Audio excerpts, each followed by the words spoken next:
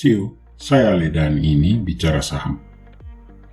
Kali ini kita akan membahas emiten BUMN yang bergerak di bidang konstruksi, yaitu PT Waskita Karya dengan kode emiten WSKT.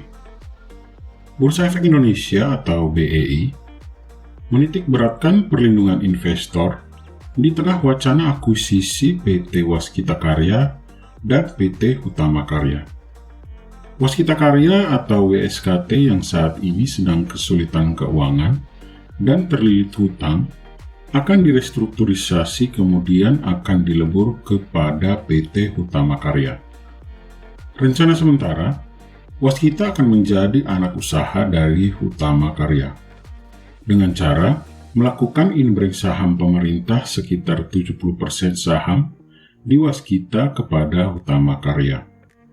Penggabungan kedua perusahaan tersebut dilaksanakan dengan syarat proses restrukturisasi utang harus rampung terlebih dahulu agar keuangan Waskita menjadi lebih sehat.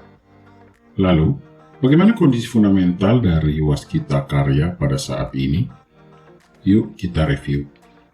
Tetapi sebelum itu, ayo di-like, share, dan subscribe sebagai bentuk apresiasi dan membantu perkembangan dari channel ini. Terima kasih.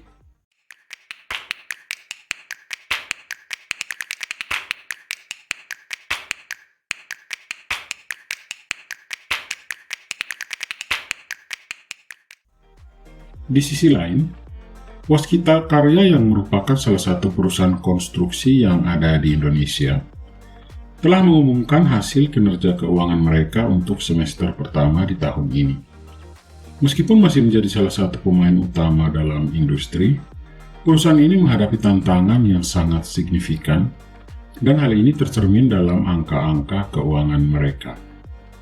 Pada periode Januari sampai dengan Juni 2023, Waskita Karya mencatat penurunan total pendapatan usaha sebesar 13,4%, turun dari 6 triliun rupiah menjadi 5,2 triliun rupiah.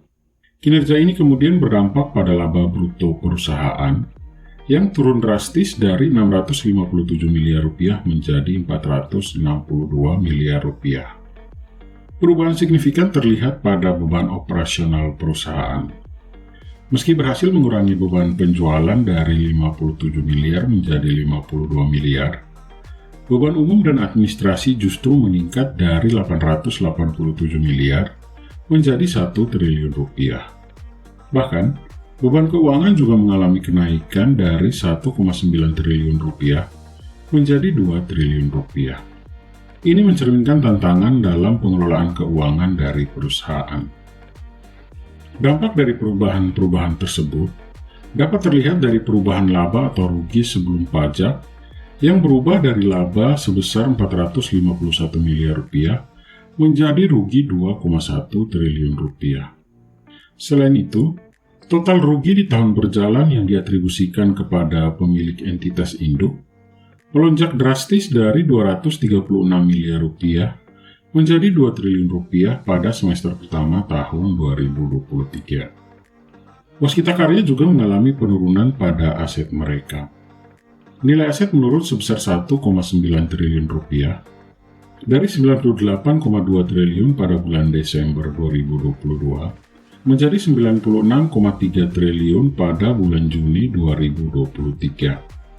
Sementara itu, ekuitas dari perusahaan juga mengalami penurunan sebesar 2,2 triliun rupiah dengan nilai 14,2 triliun pada bulan Desember 2022 menjadi 12 triliun rupiah pada bulan Juni 2023.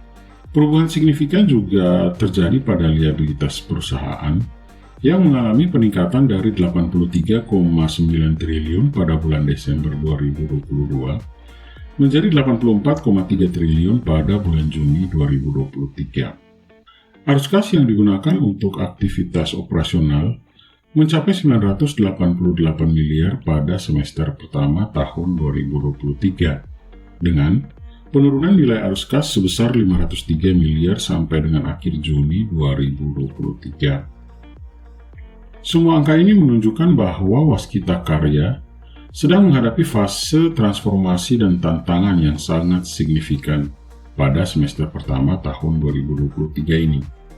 Perusahaan perlu mengambil langkah-langkah yang strategis untuk mengatasi kondisi ini dan kembali pada jalur pertumbuhan yang sehat. Akhirnya, bagaimana pendapat CEO semua mengenai emiten Waskita Karya? Tulis di kolom komentar. Stay smart, dan kita bertemu kembali pada Bicara Saham selanjutnya.